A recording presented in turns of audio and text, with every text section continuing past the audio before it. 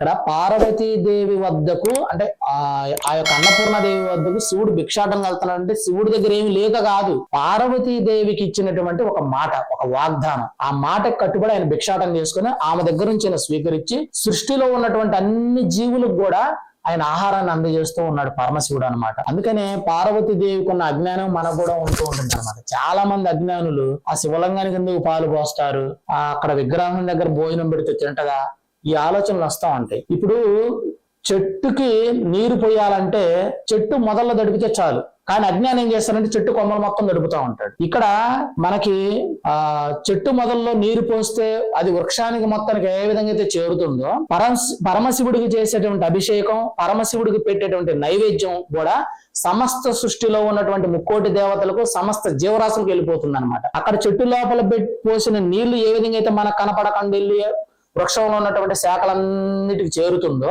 ఇక్కడ పరమశివుడు ఎదురు నువ్వు పెట్టినటువంటి యొక్క భోజనము, ఆ స్వామి వారికి నువ్వు చేసినటువంటి అభిషేకం, ఇవి అన్ని కూడా సృష్టి మొత్తం కూడా చల్లగా ఉండటానికి, సృష్టిలో ఉన్న జీవరాశుల మొత్తాన్ని కూడా ఆయన చల్లని చూపు ఉండటానికి, అందరికి భోజనం అన్ని కూడా సకాలంలో కలగడానికి పరమశివుడు మనకి పరోక్షంగా వెళ్ళి అన్ని అందజేస్తూ ఉన్నాడు అనమాట.